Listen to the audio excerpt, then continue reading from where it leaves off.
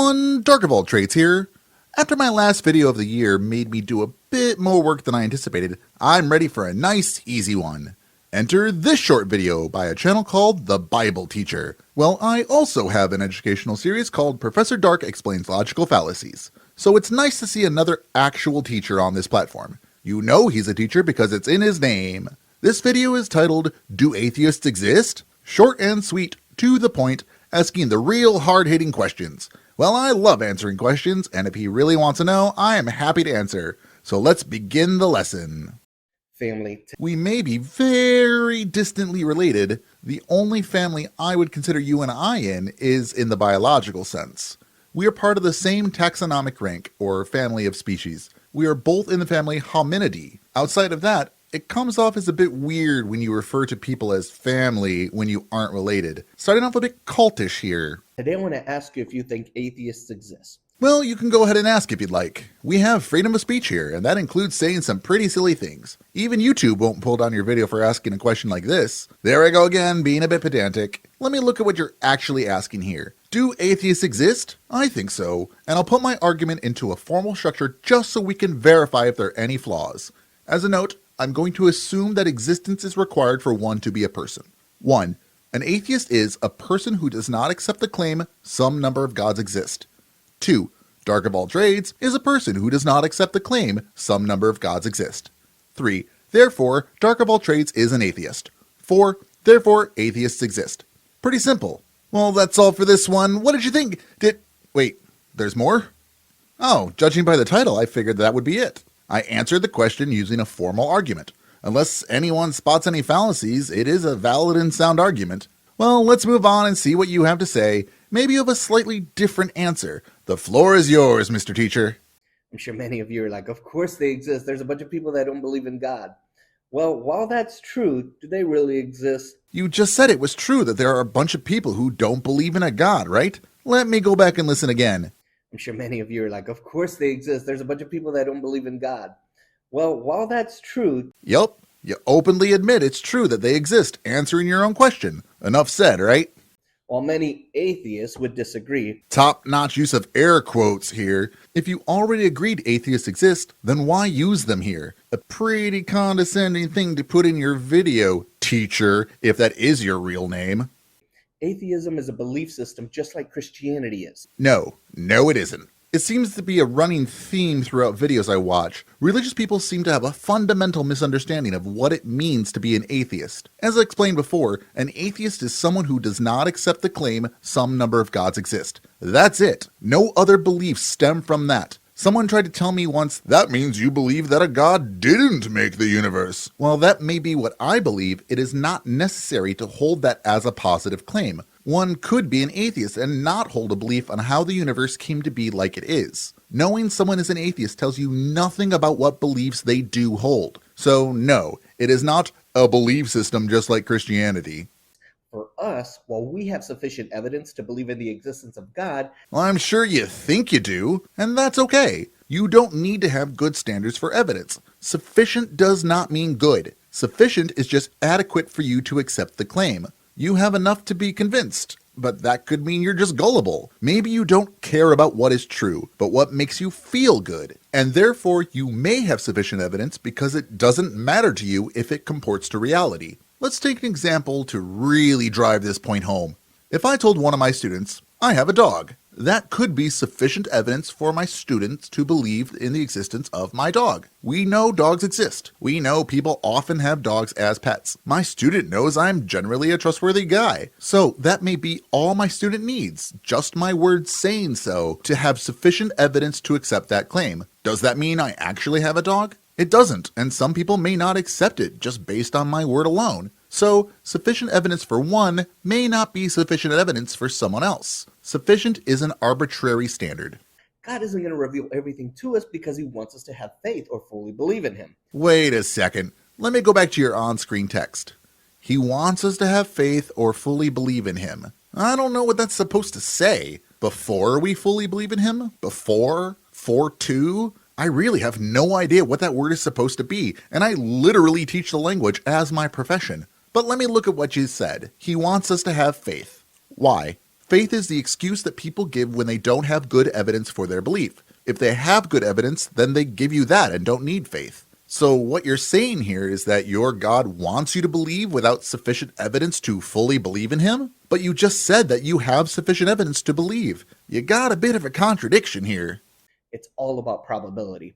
I thought it was about faith, or was it evidence? You don't need probability to show the existence of anything else in our lives. Mr. the Bible teacher, what is the probability that I exist? Once you come up with an answer, how do you know? Show your work. Probability is an event E can happen in R ways out of a total of N possible equally likely ways. Then the probability of occurrence of that event, called its success, is denoted by PE equals R over N. For the existence of a specific thing, the R is the thing and the N is the evidence. This is known as conditional probability. It is the characteristics over the evidence. This is also read as the probability that a God exists given the evidence. The issue here is that you have no conclusive evidence. Anything you give for evidence toward your God could also be used for the evidence for a different God. The Bible, your holy book, other people have a holy book for their God. Miracles? Even if I granted that things happen that break the laws of physics, you have to show causation. You can attribute it to anything. So, in mathematical terms, you have 1 over 0. What is 1 divided by 0?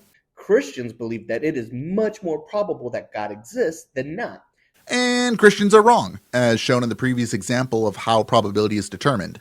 If you could show how the probability was determined rather than the general feeling or it just makes sense arguments for the probability, then you could see what the issue is. Show your work. The same concept applies to atheists or any other faith-based system, for that matter. What concept? Probability of evidence? Are you asserting that atheists believe it is much more probable that a God does not exist? If you are, that isn't true. Whether you accept a proposition or not has no bearing on your belief of the probability or not. If I say the probability of rain is 65%, does that mean I accept the position it is going to rain today? No, I do not accept the proposition, nor do I accept the counterclaim of it's not going to rain today. The chance of something is not necessarily indicative of my belief of that something. For the second part of this statement, atheists or any other faith-based system, this can be interpreted in two different ways. Since you're talking about Christians believe, and then it applies to atheists or any other faith-based system, if you're making the distinction of categories putting atheists in one and other faith-based systems in another, then congratulations!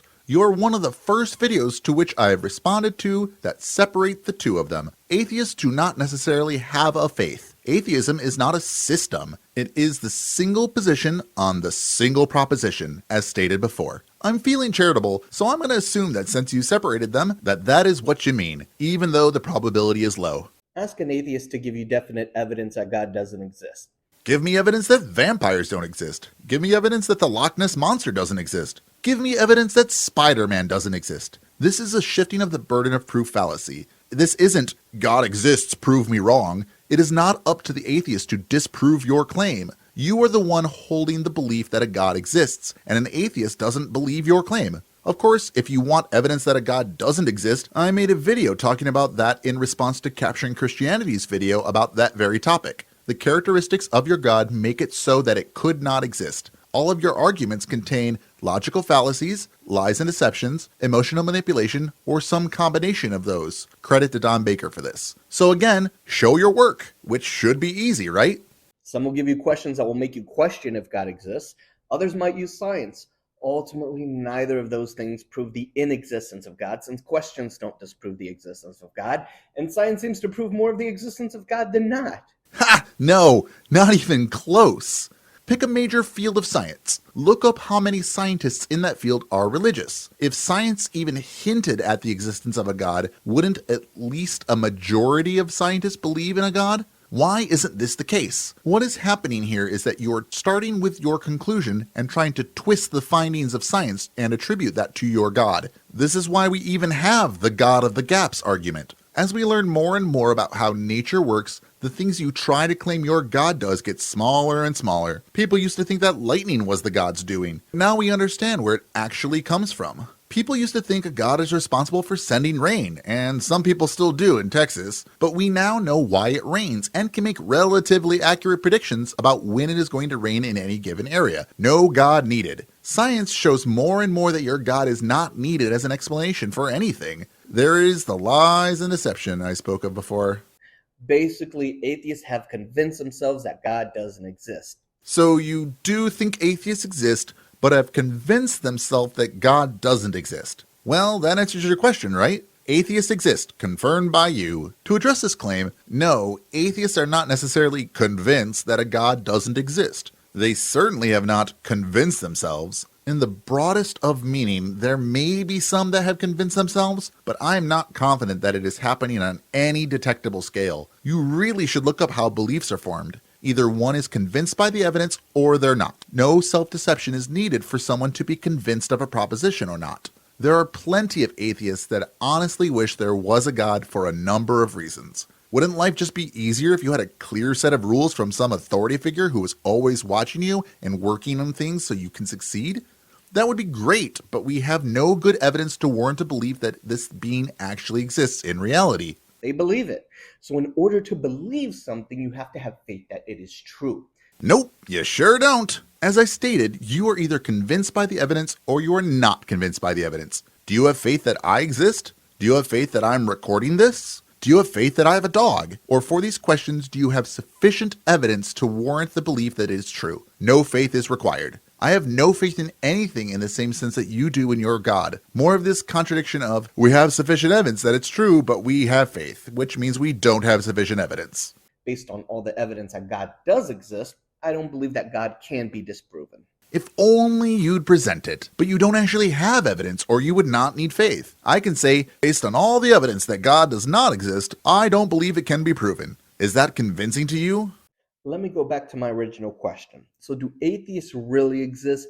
My point is that it would make more sense for them to say that they're not sure whether there's a God or not than to say that there isn't one. At least in that case, they're being honest with themselves. Well, what exists does not depend on what you think makes sense. You might say, how could that be? That doesn't make sense. The universe is under no obligation to make sense to any of us. You're trying to bring up the label of agnostic versus atheist. An atheist cannot know and still be convinced that a God does not exist. And who are you to tell me, an atheist, that I am not being honest with myself? You cannot read my mind, so don't try to tell me when I'm being honest or not. You are trying to pander to people who already believe to paint atheists as dishonest. Well, that isn't the case. We're just not convinced by the evidence that anyone has presented. Maybe if you were being honest, you would recognize that.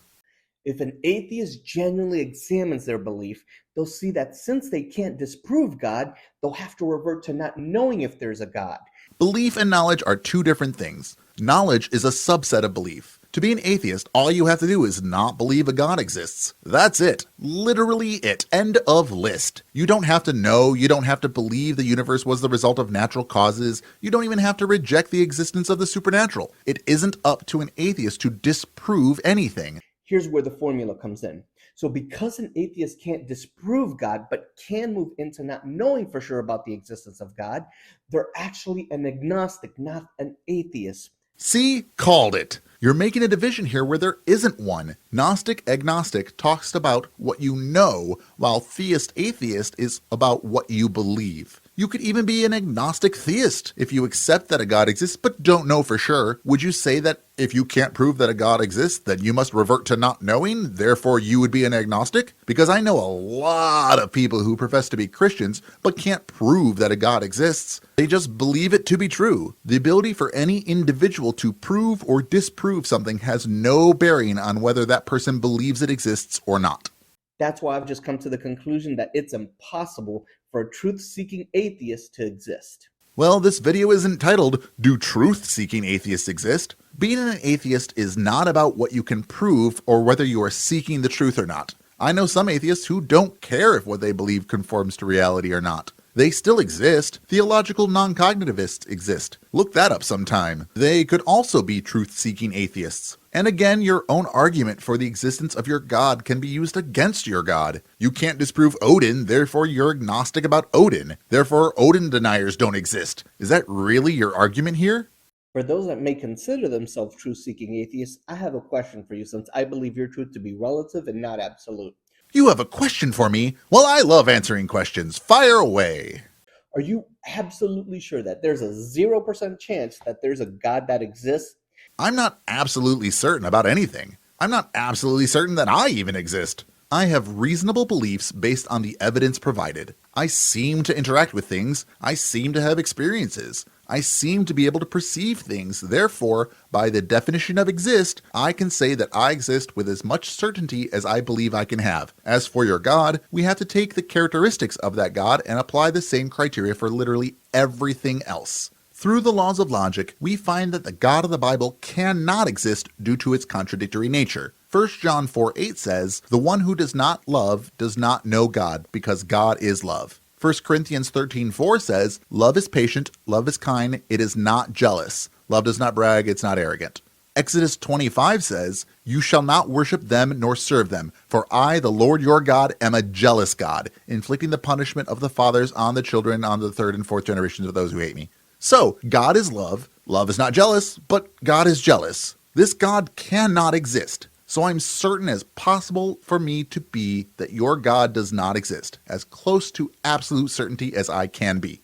If the answer is no, congratulations, you're an agnostic and one step closer to realizing that God does exist. If the answer is yes, then I believe that you not only have convinced yourself that he doesn't exist, but that you also are content with not finding out for sure. Well, I don't particularly care what you think about me. I think you not only convince yourself of this, but you're also content with not finding out for sure.